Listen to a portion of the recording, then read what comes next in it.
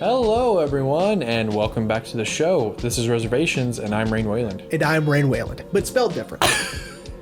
That's going to be fun for future Rain to figure out how to spell it differently. You gotta spell both different. Oh, my God. Well, welcome back, everyone. It's been a week. It's been a while. Since we've, seen y'all. Too cool it's stained. It's been a while. You know, it's funny that you're bringing up fucking 2000s music when Ashley and I literally were on our way home today, and the radio station we're listening to, because we just didn't feel like messing with the Bluetooth, Radio station. was playing Evanescence. Oh, nice. And it was, the one song. Oh, Bring Me to Life? It wasn't Call Me When You're Sober. I like that one too. And then Ashley was like, who is this guy? I was like, oh, the guy featured in it? She was like, yeah. I was like, That's a good question. I was like, I have no idea. Oh, and she was thought like, you would know. She was like, did Amy Lee get him famous? I'm like, apparently not. Probably. I don't know who he is. Yeah, I don't remember him. If you remember him, comment and let us know. But they're gonna be like, dude, it's gonna be like someone like super obvious. Like it's gonna be like, dude, that was Adam Levine or whatever. Like it's like, dude, that was Chad Michael Murray. Like no fucking way. Like, oh really? Well, welcome back, everyone. Yeah, it's been a minute. Hopefully you haven't forgotten the movie we're discussing today, which I'm gonna be honest, man. I'm really excited to talk about. Yeah, me too. Especially because I also kind of slacked around before I watched it and finally watched it. And yeah. It's great. It's awesome. So today we are talking about A Woman Under the Influence.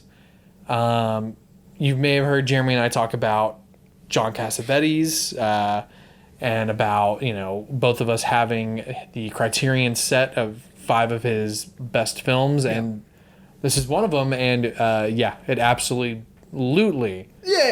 deserves to be one of his best films. Yeah, it's rad. Yeah, it was tight. Before we get into everything, man, like it just. So I'm gonna be real. I really wanted to pop in my disc, but I ended up watching it on HBO Max. Did you? Yeah. No, I used the disc because I wanted to, but then like I originally, because when we were gonna originally record this episode, I was like, I can't. I had slacked off for too long, and it was too late. I was like, I can't watch it tonight. I'm gonna have to watch it pretty much on the fly, and found it on HBO Max. I was like, cool, bet. So it is on HBO at the time of this recording. It is on HBO Max. Well, if one were to want to watch it, yes. If you want to watch it, it's on HBO Max. Oh, if right. not, I didn't know. Just. Oh, I think a lot of his stuff, because I think Killing of a Chinese Bookie's on there. Well, I think because of Turner Classic Movies, they have a lot of the Criterion movies on there. That's why I remember that one being on there, and there's 2 versions of that one too. Really? Killing of a Chinese Bookie. Yeah. Does the set have the 2 versions? So. It's tight. I think so. But we're not talking about that. No, right. So Jeremy, why did you decide to pick this one? I picked it, I think, my usual answer, because Cinefix said it was really good. Well, and I remember telling you about it because I don't remember where I saw like a video that someone had talked about it and talked about like how amazing it was. And so I asked you, I was like, hey, have you seen this movie? And you were like, no. Like, no, but I want to real bad. Because, and then it probably also might have been like one of those AFI Top 100s. Yeah. Or I love shit like that. If it's like a countdown, like top 100 movies or whatever, and it's got like some really interesting talking heads like Scorsese or whatever, like I'm super into that, and them just like gushing over, movies, like 100 times. I mean, that's why obsessed. I have half those new Criterions up there is because of that. Yeah, I'm obsessed with stuff like that. And so I'm sure it was something like that. I'm sure it was Cinefix. I'm sure it was something that was like, hey, Woman Under the Influence is like one of the best movies of all time. You should check it out, Yeah.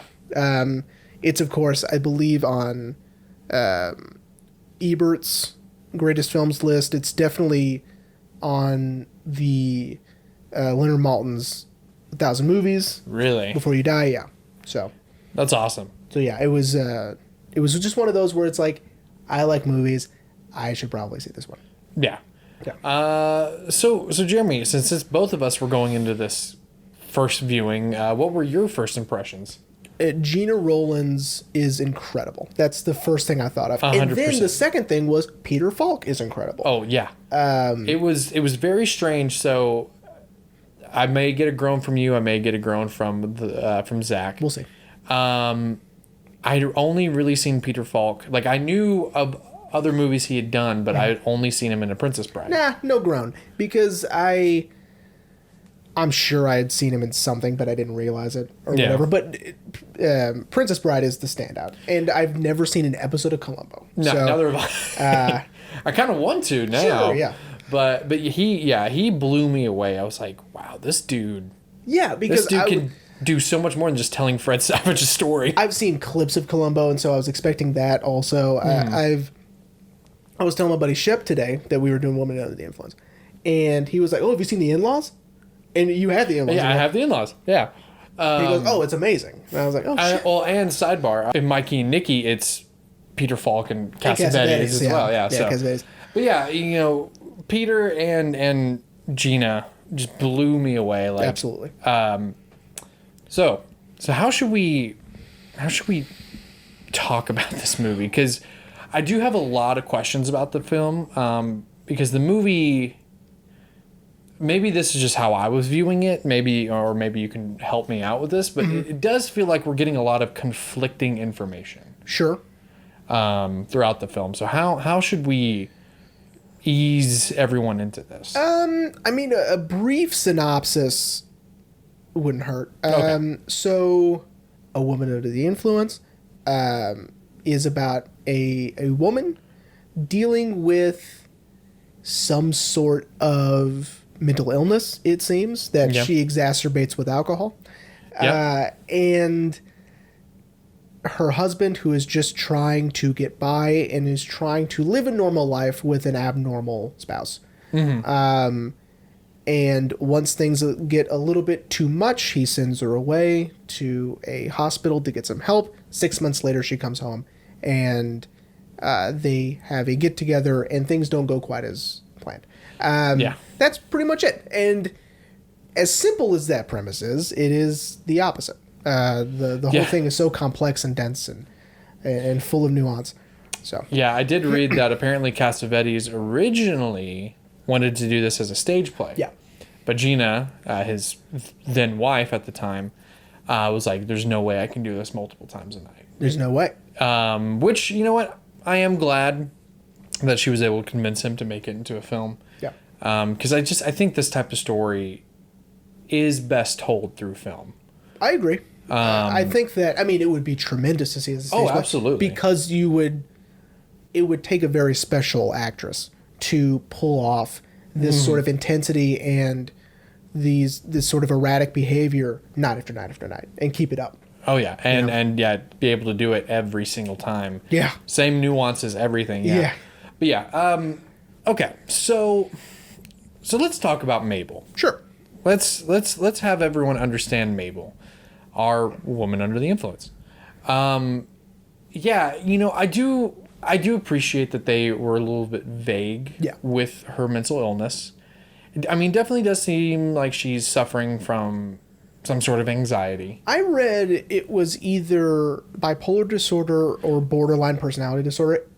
It's not the point. The point is not to diagnose her, but those were the closest people kind of came to. But of course, it's not quite that because it's not quite anything. Yeah, exactly. Yeah, because she also is just, Mabel, and I love that we see it throughout the movie. She does have this sense of she knows what she's doing. She even sometimes catches herself, like with the incident with Mr. Jennings. Jennings? Sure. Jenkins. We'll say Jennings. Okay. She apologizes, like, if I've offended you in any way, I'm sorry. Yeah. So she knows that she can be a little much. Different. Yes. But I also see it as a way of, but this is how she expresses herself, is being different and being, what someone would consider, and in some ways can't help it. Yeah. Right. For instance, at the breakfast dinner. Oh, the spaghetti dinner. Yeah, the spaghetti breakfast. Yeah. Yeah. But we're getting ahead of ourselves just a little bit because There's a moment in the beginning of the film where she goes to that bar and picks up that gentleman. The next morning, it seems as if she's confused. Yes. Right? She keeps calling him Nick. Yeah, and is sort of confusing him with her husband, and they look nothing alike. So it's sort of like this, is she doing that on purpose? Is she literally having a delusion, right? Or is she trying to keep herself from the guilt of cheating on Nick, right? Right. Who knows? I will say, I love how Cassavetes never brings that up. No. We're done with the scene. Yeah. She more than likely cheated on Nick. The guy somehow got out of there before anyone saw him, and we're done now. And that's it. She's not going to bring it up to him. He's not going to ask. Yeah. He's not going to be like, how was last night? Did you do anything? Did you go anywhere? Nope. Yeah. Yeah, so I do appreciate that. Yeah, and so, okay. I also do think Mabel is a product of her surroundings, too. I think this, if we were to explain it, which again, like you said, the point is not to explain it. The point is not to diagnose her. But if we were to explain it, she is a product of her surroundings, Her mother-in-law is very overbearing and controlling. Cassavetes' real mother. Okay, yeah, which I loved. Yeah. Her husband doesn't really know how to handle her sometimes. Right. And sometimes indirectly makes things a little worse, like with the whole, he's trying to get some sleep, but the kids keep bugging him, and so he's just like, oh no, it's fine, like Right. So I definitely think Mabel, she's a product of her surroundings too. So, but I also think she is very comfortable in her skin. She knows who she is. Yeah, I think that's the other thing. Yeah. I think that she, like you said, is sometimes aware, right? Yeah. I would say maybe most of the time. She's aware. And she's aware of her erratic behaviors at times, and she uses it to her advantage at times, but also it's most of the time to her detriment. For instance, her berating people on the sidewalk for the time of day. Gina Rowland's real childhood friends played the strangers, and it's a famous scene. This is the scene that people usually go to when saying, "Oh, woman in the influence." Here's the scene with her waiting for the bus. Right? Yeah, of her waiting for her kids to come home from school, and she's doesn't know when they're gonna get off the bus, so she's and she's doing that thing that she does that tick that she has, sort of a physical manifestation of her whatever it is, right? Yeah. And she's not dressed normally either. She's sort of haphazardly dressed, like as if another indication of her mental instability. Yeah. It's like a skirt and a turtleneck sweater. Right? And yeah, it's definitely she's definitely wearing a sweater. I don't know about the dress, but then she's wearing very tall socks with shoes that don't quite go with the socks. And it's like, she seems very disheveled, and of course Cassavetes is showing us this through the point of view of like a bystander. Yeah, right? Someone just happened to be on the street being like, look at that lady. Look at that there. lady. That lady's doing something nuts, right? Yeah. That lady's not acting normal, right? Yeah. And I love that. I love that Cassavetes is not shying away from where he's not saying like, listen, you should really empathize, you should really like understand. He's just like, she's being crazy. Well, let's look at her being crazy. Yeah. And in a way it maybe will help empathize more. Yeah. By seeing it through this lens. Well, especially when things all kind of come to a head. Yeah. Middle of the movie. Like, I was not expecting that to happen. Like, I was like, oh, we're in the middle of the movie. Like, we still have another, like, hour to go. I know.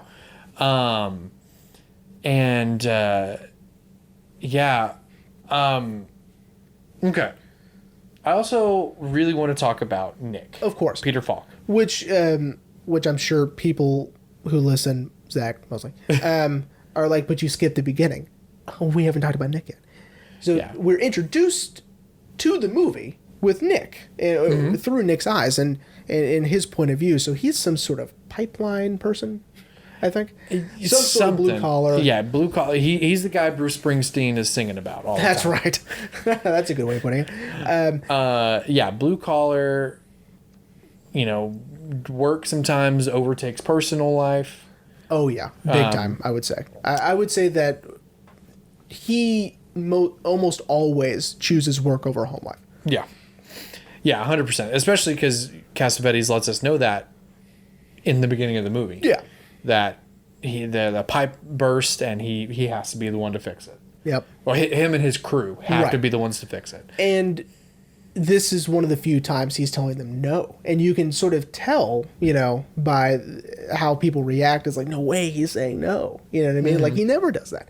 And then, of course, we get glimpses of, and this is before we've met Gina Rowlands, is like him having to apologize, or not apologize, but sort of explain or sort of like beat around, like, well, she's not crazy. You know what I mean? Like, she's, I forgot the direct line, but, she's like abnormal, or she's not different. crazy. She's just unique. No, he doesn't say unique. It's something like that. Yeah, right? I'm sure Future will find the quote and put it Who up. he keeps having to like explain, right? Yeah. He is a Mabel apologist.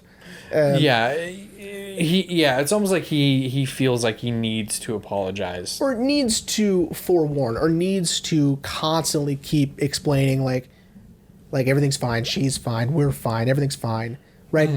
And keeps having that constant weight of,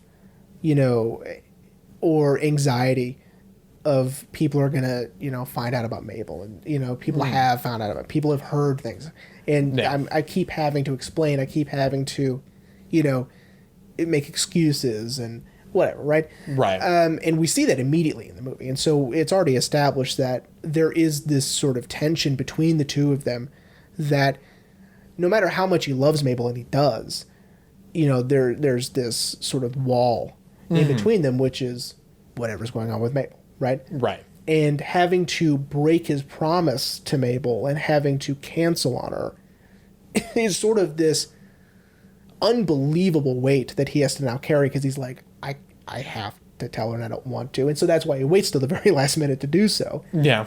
Right? Because his crew was like, just call her, just tell her. And he's like, oh, I can't. Like, I can't. Tonight was supposed to be, just us. We already sent the kids off. I can't do that. Yeah, and it was funny to hear how he was trying to explain it to whomever he was talking to over the phone. I think it was Eddie. Over the phone was like, I'm having dinner with my wife. You're what? My wife. I'm having dinner with my wife. My wife! Like he almost wanted to whisper. He's like, I don't want people to know, but I love my wife and I'm having dinner with her. Yeah. As if that was something to be ashamed of, and we're going to get into that. Yeah. As if it's like, surely Nick isn't like he doesn't like his wife, right? Like, he doesn't like spending time with her. That's weird, right? Yeah. And it might be sort of the time, right? This is 74. Yep. It could be 72. 72. It could be the line of work that he's in. Yeah. The macho attitude of not only the line of work, but also the time. It's a combination of the two. Also geographically where he lives, right? Yeah, Los Angeles. It could be a combination of all of these things, of why that sort of, and it probably made perfect sense at the time. Also, right? To me, it's weird because I'm like, of course you want to spend time with your wife, but maybe not. It's sort of that classic sitcom husband where it's like, oh, I gotta see the one. Yeah. Gotta. We gotta go have dinner tonight. Like macho, sort of like, I don't even like girls. Sort of a deal, right? But, and I'm glad we're talking about Nick, because in some cases, Nick is the protagonist. Nick is the focal point. Mabel's not really. Mabel is, in some cases, an antagonist, but in other cases, she is just the driving force that drives Nick's decision making and Nick's emotional state, right? Right. Because really, we can identify more with Nick because we're not going through a mental breakdown, right? Maybe you are, and maybe you identify with Mabel, that's fine. But I'm saying most people watching the movie we're like, I understand where Nick's coming from because that would be hard to deal with, right? Yeah. And I read that, Nick is still trying to have this normal Norman Rockwell marriage that presumably, and it was alluded to, started out that way, right? Yeah. With this whole, she cooks, she cleans, she makes the bed. Yeah. What more do you want? It probably started out fairly routine and, quote, normal, right? Mm-hmm. Because I'm sure he didn't marry her with this mental instability. That came later. And I assume her drinking probably made it way worse. It also alludes to her drinking, right? Mm-hmm. And again, Cassavetes is not doing it's not a puzzle box. You're not trying to figure it out. He's not telling you what came first. He's not telling you, this caused this, which led to this. It's just sprinkled in this sort of character development that it's like, well, she also does this. Yeah. And sometimes she does this. But where did it come from? Who knows, right? Yeah. You can just tell that it hasn't always been this way, and it's killing Nick. Yeah. It's driving him crazy. Mm-hmm. In some cases, he's crazier than she is. Oh yeah. Which is, I think, where I was referring to how we get this conflicting information later on. Yeah. With Nick being crazier than her. Right. Yeah. Nick, of course, he has a temper problem. Yes. We know that. Yeah. So this leads into the spaghetti dinner, which is a gigantic portion of the movie. Yeah. We sit with this for quite a bit of time. A long time. Yeah. And every bit of it's important for the characters, right? This isn't really a movie of plot, it's a movie of characters. Mm-hmm. And we're just trying to piece together what's going on in these people's marriage, what's going on in their personal life, what's going on in their work life, and it all culminates here in this dinner. Yeah. Right? So let's go ahead and talk about that. I'll have you start with the dinner. So this is after somehow Mabel's tryst sneaks out of the house. Nick comes in with his crew, and Mabel offers to make them all dinner. And, I would assume breakfast. And she decides to make spaghetti. Yeah, because they've been working all night. So technically this is dinner, right? For them. For them. Yeah, well, because if you notice, I don't think Mabel ever eats. No. So I don't think she eats. She's also very thin, so that makes sense. Yeah. So she decides to make spaghetti for everyone. And Eddie, I believe, is one of the crew who's like, "Oh, we're having spaghetti again?" Which means that, and that line kind of comes back up later on. So that tells me that that's all Mabel knows how to make is probably spaghetti. Yeah. Which, I mean, there's nothing wrong with spaghetti. I mean, I disagree. I don't like spaghetti, but that's fine.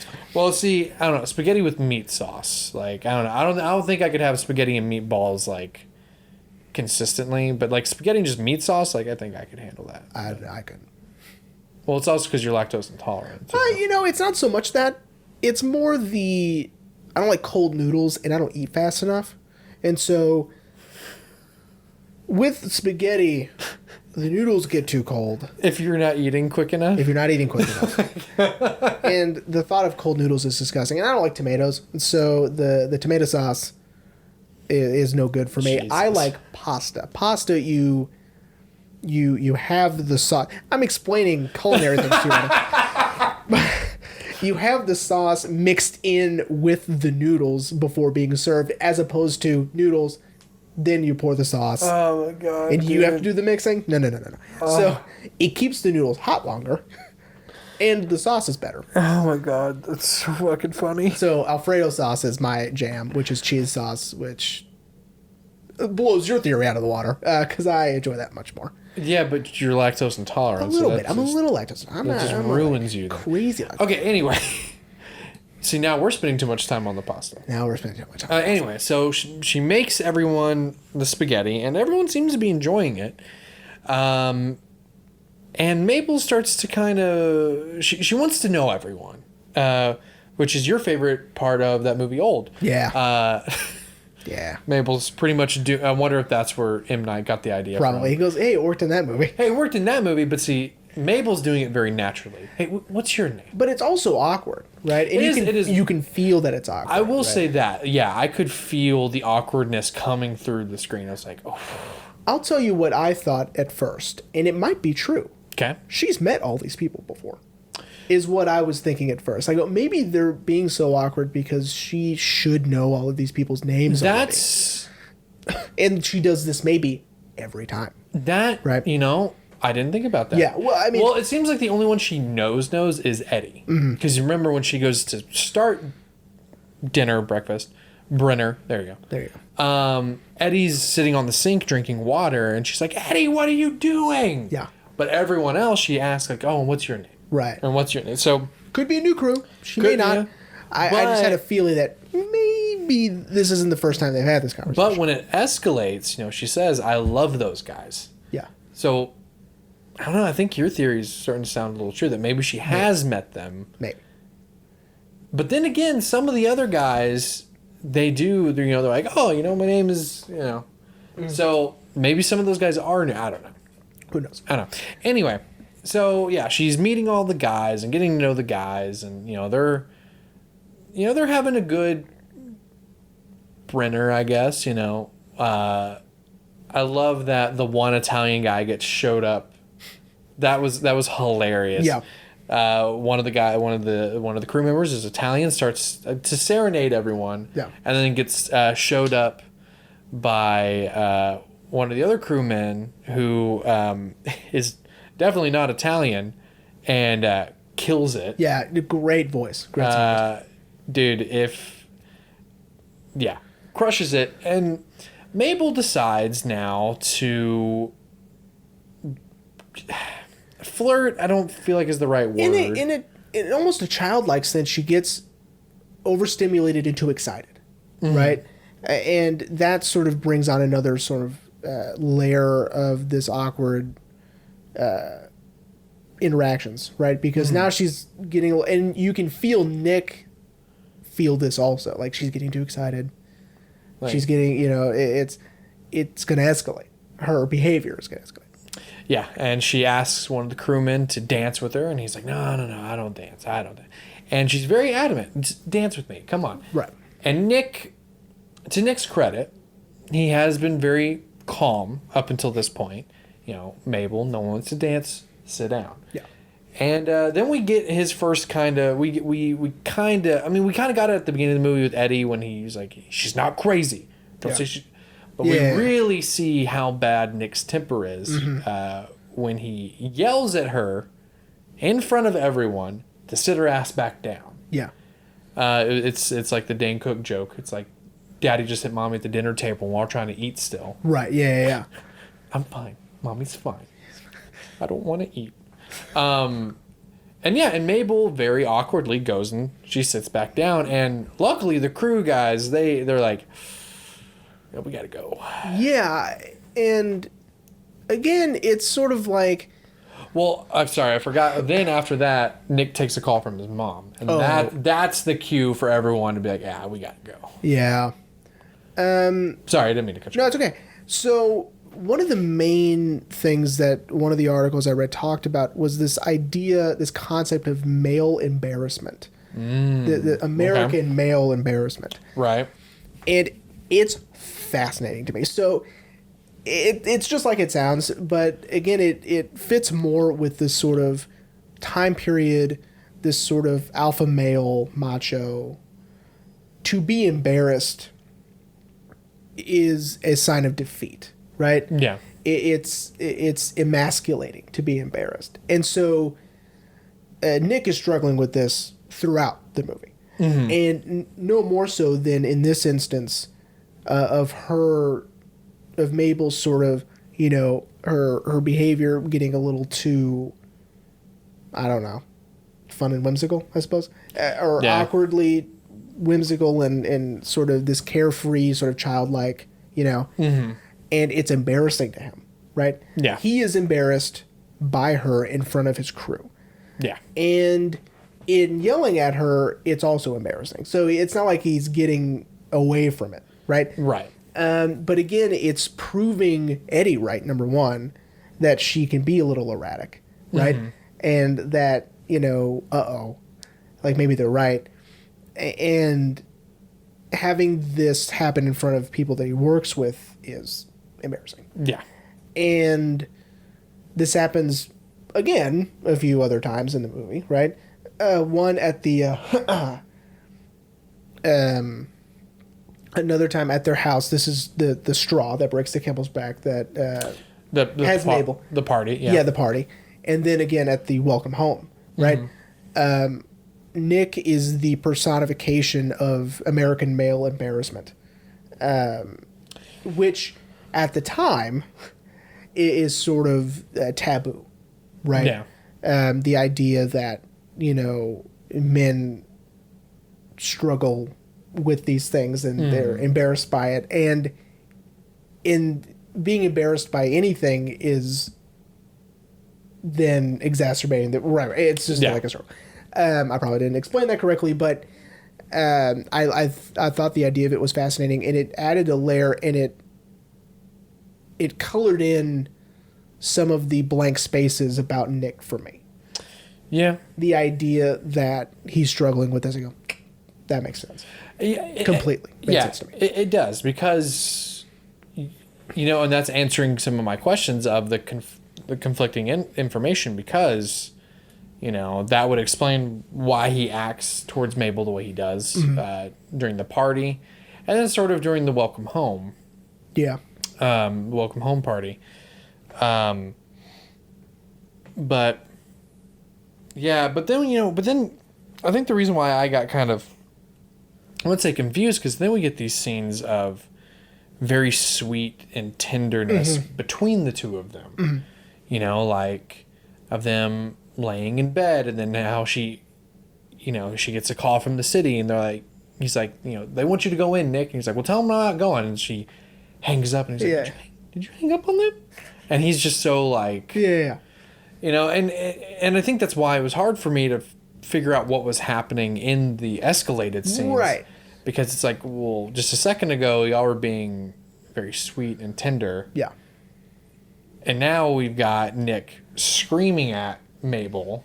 Yeah, I think for me, it's he is cherishing these moments of normalcy, these moments of levity between the two of them. Mm-hmm. He's almost surprised by them at this point, right? He's like, oh, we're having a good time. Yeah, this is wonderful. And then, of course, when that ceases to be the case, and when she, quote, ruins it, or if someone else does, he can't handle it, because he's like, I almost had it. I almost had this normal life back. Yeah. So would you say that's what happens during the party? Yeah, absolutely. Okay. So ladies and gentlemen, the party. Yeah. Go for it. Because Mabel, I love how she comes up with this idea. She wants the kids gone because she's trying to spend time with Nick. And also because, Nick had been up all night working. She wants him to get sleep. So she comes up with this idea that we're going to have a party, invite some of your friends from school. We're going to have, a good time.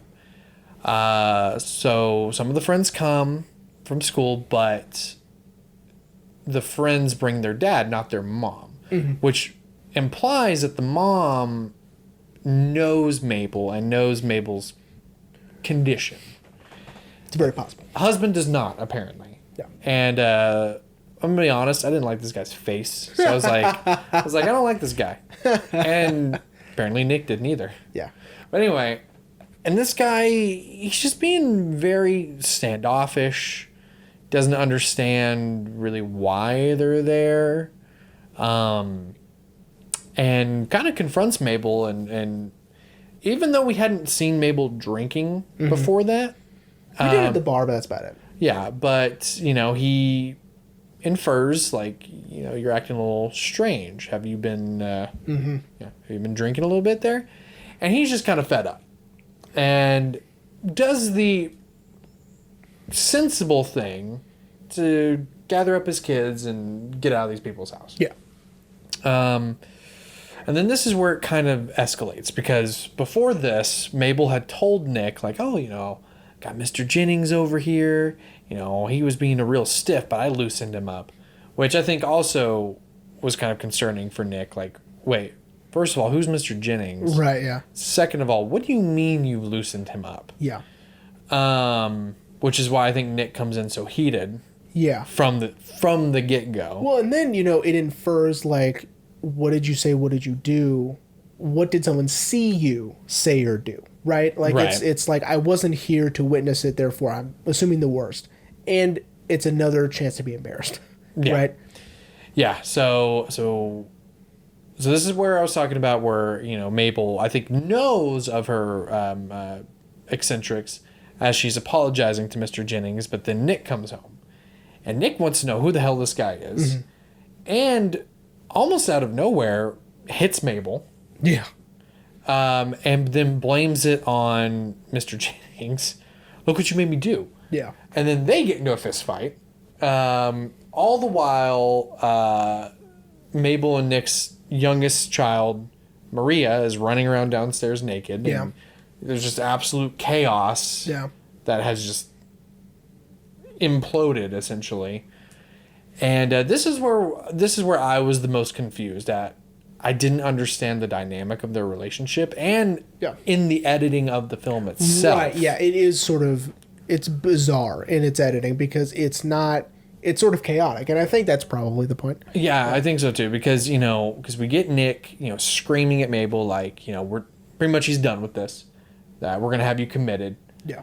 But then only a few scenes later, he's, you know, threatening the doctor that he called to come and, I guess, diagnose Mabel. Yeah. So that's where I was like, wait, what's happening? I know, he's sort of all over the place. Which I think adds into your theory of Nick being embarrassed, and now, you know, he's feeling maybe guilt of, well, I'm about to send my wife away. Right. How is that going to look? Right. You know, because then he's, you know, he literally gets down on his knees at one point and begs Mabel to calm down. Sorry, my ear just started ringing. Yeah, and the scene is very intense, you know, because we've got a lot of adults yelling at adults. Yeah. You know, we've got, you know, Nick's mom screaming at the doctor to take Mabel away. And Mabel is trying to get the doc to understand, like, hey, like, she thinks I can't handle my kids, but they're my kids. You know, and Nick is trying to almost keep the peace between both his mother and Mabel. Yeah. Keeps telling his mom, like, like, stop talking, like, don't say anything. And it's just, it's very, very hard to watch. Yeah, I agree. Truth be told. Yeah. Just because we don't know. It seems very private. Yeah. Yeah. That's what it was. I was like, why do I feel like I shouldn't be watching this? Yeah. It seems private. And especially with, you know, again, Mabel spiraling pretty much, you know, she goes from very sweet 1 second, you know, telling Nick, you know, I'm not mad at you for hitting me. You've never hit me before. I'm not mad at you. To anger, to, you know, just all over the place. Yeah. Really. But unfortunately, like you were saying, to Mabel's detriment, this is enough for the doctor to have her committed. Of course. Yeah. And it's just, it was very hard to watch. While I was watching it, the whole time I had my hand kind of like over my mouth just because I was just like, oh my God, like, Yeah. when are we going to have a moment to breathe? Yeah. Because, It's coming. yeah. And we do. Cassavetes, I think he knew, like, I'm going to have to give the audience a moment to breathe too. And we do. We get this lull in the story of Nick now kind of almost trying to understand the decision he just made to send Mabel away. And almost in an attempt to try to make himself feel better, you know, by picking up their kids from school after they'd probably only been at school for like an hour, and taking them to the beach and letting his kids drink beer. Yeah. Which I was like, that's like... It's fine. But it's, you know, it's strange, this kind of lull. Mm-hmm. The time that Cassavetes gives us to breathe. Yeah. You know, because it's like, Nick, you shouldn't be doing that. Yeah. You know, but again, I think I interpret it as he's trying to make himself feel better. Like he feels guilty over the decision he just made of sending Mabel away. Because he even tells the kids, like, sorry I had to send your mom away. Right, yeah. You know.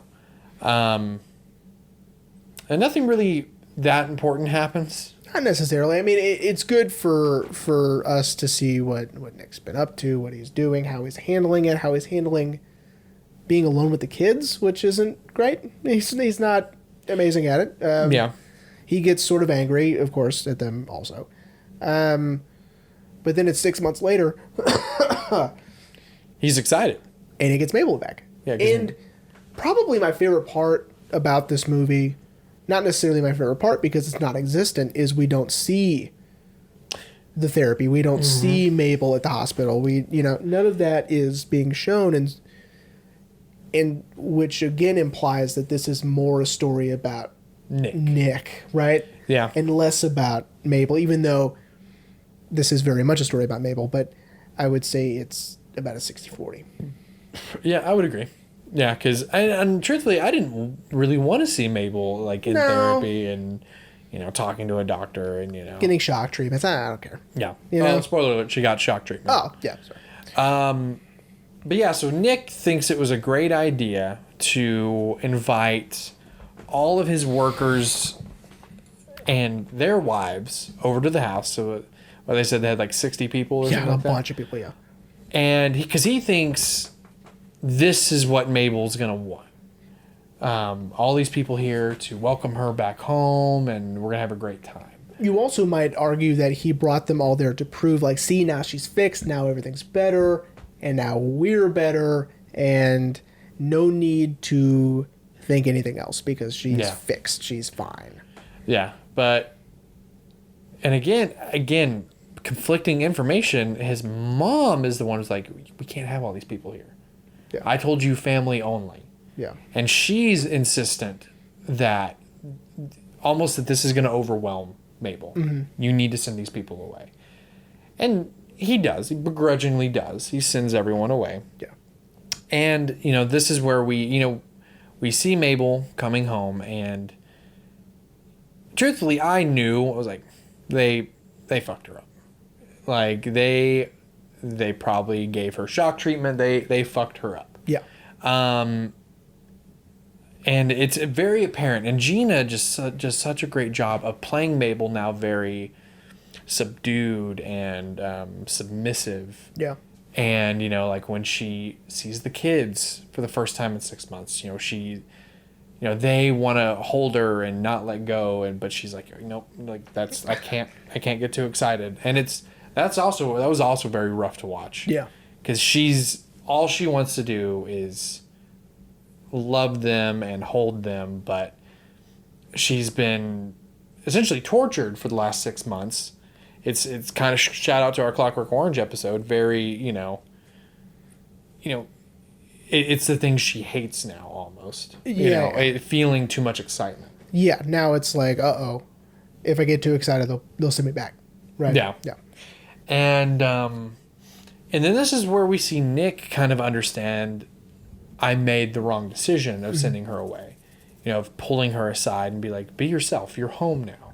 Be yourself. Yeah. You know, and insisting that she does her tics. And she just can't. She can't do it because she's been told for the last 6 months, you shouldn't be doing that. Right. Is what I'm assuming. you know. And it's this whole last act of the movie Yeah. is also very rough to watch. Yeah. Which is another reason why I think Gina made the right call of convincing Cassavetes, make this into a movie. I can't do this. Right. Yeah. Multiple times. Because this is just very, all the reviews I read refer to it as harrowing. Mm-hmm. Yes, it is, but for me, it's just rough. I'm just like, oh, man.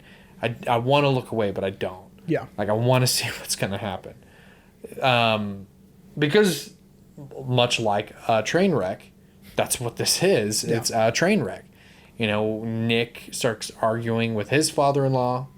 The family doesn't know how to behave around Mabel. Their doctor's there for some reason.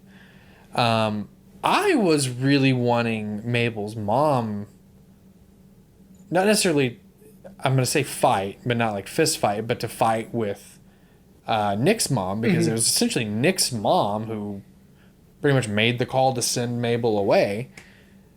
And I kind of wanted it to turn into sort of a family drama, but I think that would have undercut a lot of things that we'd been seeing. Yeah. Had the movie turned into a family drama. Right. In the last 45 minutes of the movie. So I'm glad Cassavetes kept it the way it was, that we're mainly seeing Nick react to everything because everyone else doesn't know how to act and react to Mabel now.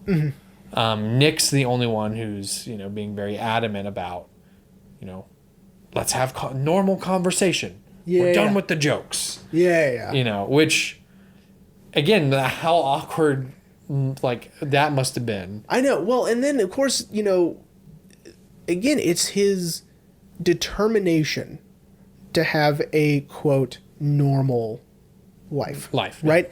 Like, I don't want it to be too jokey. I don't want it to be too crazy. I just want it to be normal. I want to be normal. And whatever that means. Yeah.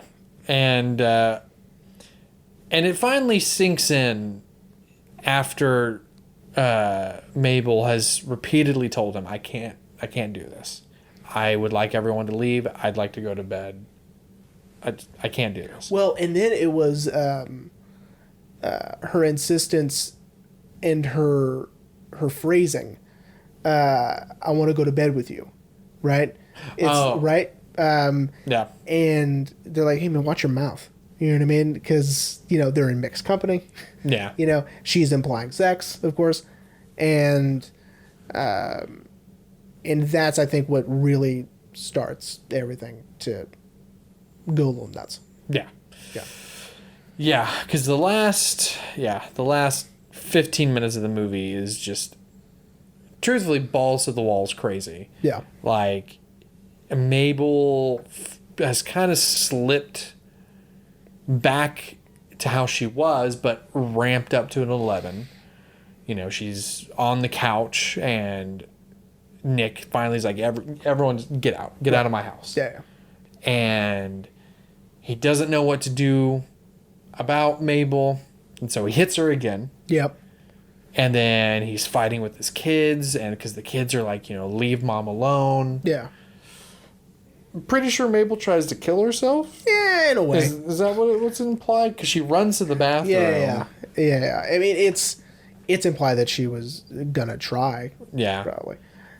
It's just this just escalates so. But then you have him slapping her, and it knocks her back to normal, right? Yeah. Ish. As normal as you can get. After domestic abuse. And then they're fine. And then the movie ends with them trying to just clean up and go to bed, right? Yeah, and you could tell they're kind of joking with each other. And they're having a decent time. They're having sort of this nice, sweet time together, just picking things up and getting everything ready for bed and folding the bed back and moving the table, then closing the doors and turning off the lights. And it's. I think that's why I was having such a hard time, because we Cassavetes shows us these such tender and sweet moments between the two of them and with their kids. And And then, all hell breaks loose the very next scene or the previous scene. Yeah. But, damn if it wasn't fucking good, though. I know. Well, and here's what I think makes it really good. Okay. It almost became an oops, I forgot. Okay. It's the house. Yeah, I love the house. So the house is so strange but cool at the same house time. is sort of indicative of what Nick is trying to do, and I'll explain. So the architecture, the layout of the house is so strange because you can move the sliding doors open to make it more of like an open concept, whatever. But of course their bedroom is there, which is attached to the dining room. Or it is the dining room. Right? Yeah. They are the same. But you can close it and close that part off, right? Mm-hmm. And it just be the bedroom, right? You can turn it into just the bedroom. And of course that leads into the kitchen, which there's also an upstairs, which there are bedrooms upstairs. Well, and then, that door also leads to the bathroom, but if you go this way, you're going to the kitchen. Yeah, and so Nick can choose how much of the house people can see, right? Yeah. Meaning, and there even is a sign that says private on the door, right? Mm-hmm. When she brings that guy home in the beginning, you can see it there, and he can't get in because she can lock it, right? Yeah. And it says private. And so it's almost like Nick is wanting to close off the things that he doesn't want people to see, right? He wants people to see the good stuff, the normal stuff, right? And I don't know, it's sort of the layout of the house is completely intentional, and there's a reason why it's laid out the way it is. Yeah, it's almost, it kind of made me think of Kubrick, The Shining, and Kubrick's impossible layout of the Overlook. Yeah. Because, if you were to track Jack Torrance's route through the Overlook in the opening scene, the window in I can't think of his name. Ullman's office shouldn't be there. Right. So that's what it made me think of. Like, this layout of this house is so bizarre. Impossible. I mean, I wouldn't say like in a surreal sense impossible, but it is but it's just of bizarre. Yeah. I will say though, sidebar, I was thinking, I'm like, I was watching it, I was like, it's not very safe though, because they're downstairs and the kids are upstairs. Mm-hmm. Like, it's going to take them a while to get out. Like, if someone breaks in, but you're worried about their safety. Yeah, I mean, obviously. I mean, especially after what 2.5 hours of domestic violence. Yeah. Jesus. I know. But of course, it ends with them putting the pieces back together, literally by fixing up the house and getting ready for bed, and again having this very brief sense of normalcy. This is something that Nick loves. Well, and something I really loved is, when he's bandaging her hand, she asks him, do you love me, Nick? And I believe he does. Of course. But I love that Cassavetes wrote it as it didn't need to be said. Mm-hmm. That he just has to look at her and she knows, like, I do love you. Yeah. And I love that because, of course, as everyone knows, Peter Falk does have sort of a lazy eye. Mm-hmm. I apologize, everyone. I forgot. I thought my computer was muted. Whoopsies. But it just, how he looks at her, this look of, I do. Mm-hmm. And he doesn't have to say it. And I have to say that's probably my favorite shot. Okay, yeah. But all in all, man, I mean, it was phenomenal. Yeah. It was very intense, very rough. I mean, there's a reason it's talked about the way it is, right? Yeah, there's absolutely. a reason Cassavetes is talked about the way he is, being such an interesting, influential filmmaker. Yeah. Right? Apparently, I don't know if you read this. Apparently, it was his decision with the blue kind of bucket hat that Nick wears. Oh, yeah. Because apparently the day of, they're setting up the scene, and Cassavetes ran to Peter Falk and like put it on his head and was like, "There we go," and that became Nick's hat, because that's what Peter Falk said. He said he ran up to me and put it on my head. Yeah. Which I don't know a lot about Cassavetes. I was like, but that sounds like something That's funny. Yeah. It's sort of on the fly and sort of like, that's what was missing. Yeah. Okay, now you can start. Okay. Go. That's it. So Jeremy, are you ready to wrap up? I am ready to wrap up. Good choice, whoever picked this. You did. Yeah. Oh, you just want me to say that? I did. Okay. I enjoyed it thoroughly. I'm so happy I watched it. I believe 4.5 stars on Letterboxd. I gave it. Yeah. I think I need to do my Letterboxd. I gotta do Letterboxd. I really wanted to show Ashley the movie because since Ashley also has, she has anxiety. I was hoping she would relate to it, but since I saw it first, I was like, she may not like this one. No, well, I guarantee you, Haley would just fall asleep. Yeah. No, I mean, not even a question. Her watching them eat spaghetti, she'd fall asleep. She would say, "Nothing is happening. Nothing is happening. Where's the pillow? I'm bored." So, not to say that she isn't cultured, but she does not like slow cinema or nuanced cinema. She, she's into different stuff. That's all good. But yeah, I absolutely love this movie. So do I. Yeah, and I can't wait to check out the other stuff. I think the next one I'll watch is probably Killing of a Chinese Bookie. Yeah. What a title. I know. A Killing of a Chinese Bookie. What a title. I know. Now, I do want to ask this, and I guess this could be an oops, I forgot, and then we'll close out the episode. Why is it called A Woman Under the Influence? Great question. So I read in a very brief thing that it's like, is it alluding to her drinking? Is it alluding to possible drug use? Under the influence of what is unclear. Under the influence of something, mental illness, under the influence of alcohol, under the influence of drugs. I think that she's just under the influence, right? She is struggling with something. That is, she is struggling. Yeah. That is sort of the point. Yeah. Right. And again, it doesn't matter what. And Cassavetes does a great job not alluding or not leaning which way more. Right. Yeah. It is all equally the same thing, which is anything. Yeah. Yeah.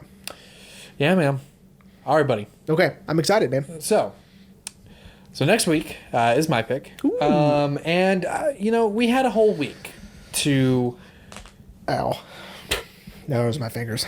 We had a whole week for me to decide, and with some help of some friends, Do I know these friends? Did I approve of these friends? No. Damn it. Did I approve of your friends? No. Yeah, because they're not me. Ugh. And you would say the same thing. I would. But I pretty much kind of did like a poll, and this one got almost the most votes. And I beg of you, please, take it seriously. I mean, I know you will, but at the same time, I'm so worried. Okay. Next week, we will be talking about Manchester by the Sea. Oh, sweet. I love Manchester by the Sea. Now, I understand why you said that.